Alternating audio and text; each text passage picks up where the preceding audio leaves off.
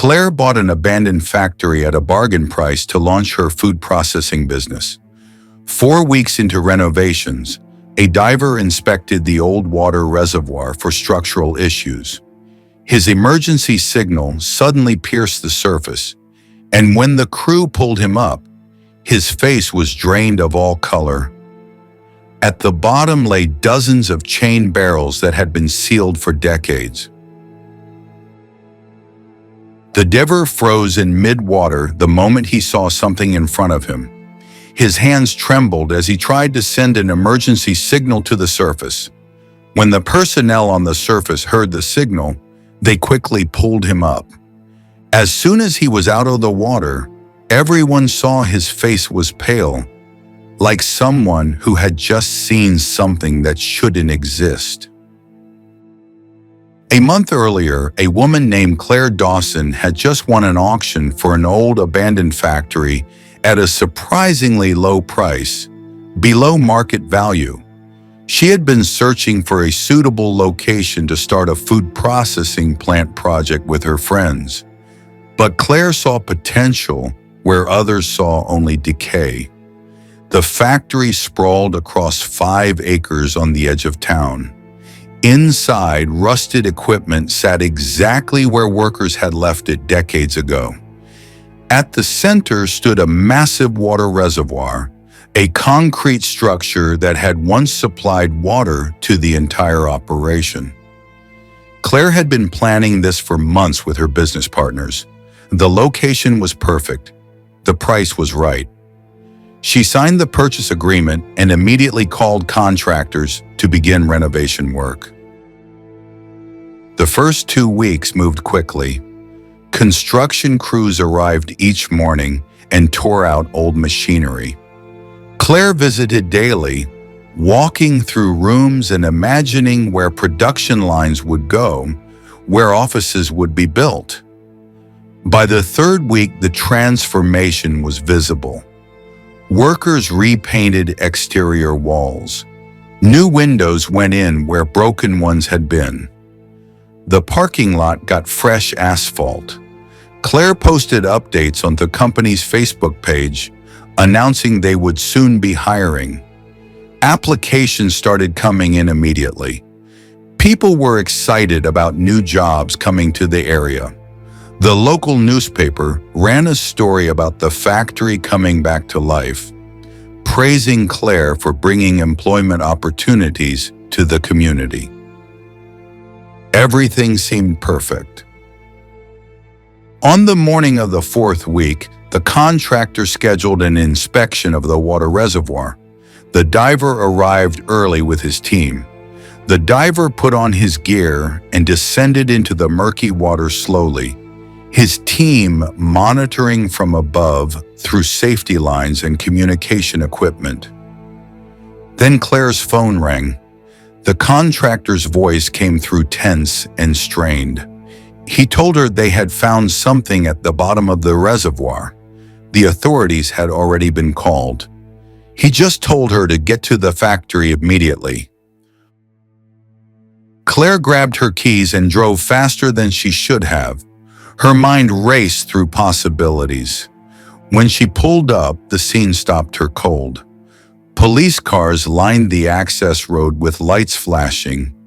Officers stood around the water reservoir. An officer approached Claire and explained what they had found. At the bottom of the reservoir sat dozens of old steel drums, the kind used for oil or chemicals. Each one was sealed tight and weighted down with heavy chains. Claire felt her stomach drop. The officer told her the site would be closed while they investigated. It could take weeks, maybe months. They would need to bring up each barrel carefully and examine what was inside. Then came the detail that made everything worse.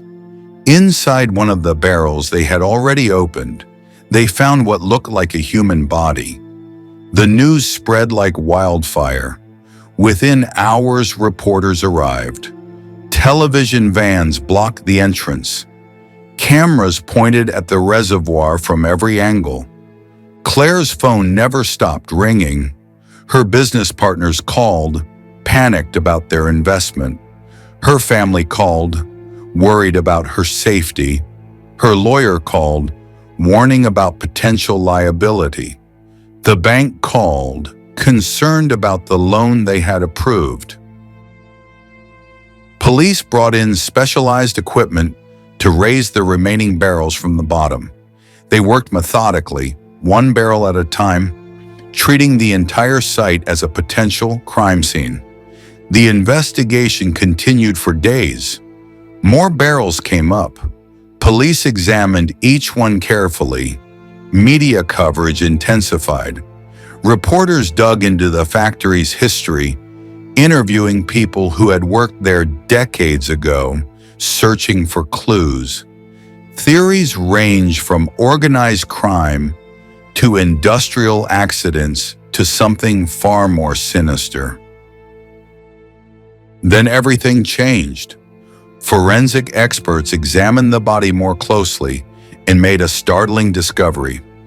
It wasn't human. It was a mannequin, an incredibly realistic mannequin. The authorities opened more barrels. Every single one contained mannequins, dozens of them, all sealed in drums and chained to the bottom. The story exploded even bigger. News outlets that had been covering a potential mass murder suddenly shifted to covering one of the strangest mysteries anyone could remember. What were these mannequins? Who put them there? Why hide them underwater? The factory that hadn't even opened yet became famous overnight. The mystery went viral. People debated endlessly about what the mannequins were for and who had hidden them. But something unexpected happened. The publicity brought attention to the factory in ways Claire never could have planned. Investors who had ignored the project before suddenly showed interest. Job applications that had been steady before now poured in by the hundreds. People wanted to work at the famous mannequin factory. 3 months later, Claire stood in the same spot where she had watched police pull up those mysterious barrels. The factory hummed with activity. Production lines operated at full capacity. Orders kept coming in. The business was not just operational, it was thriving.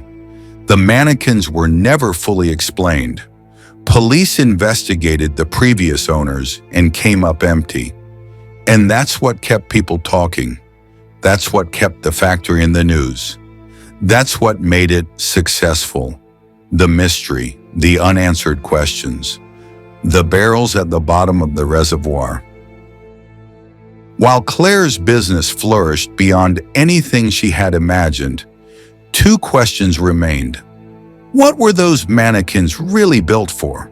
And who went to such extreme lengths to hide them underwater in the first place? What would you have done if you discovered something like this on property you had just purchased?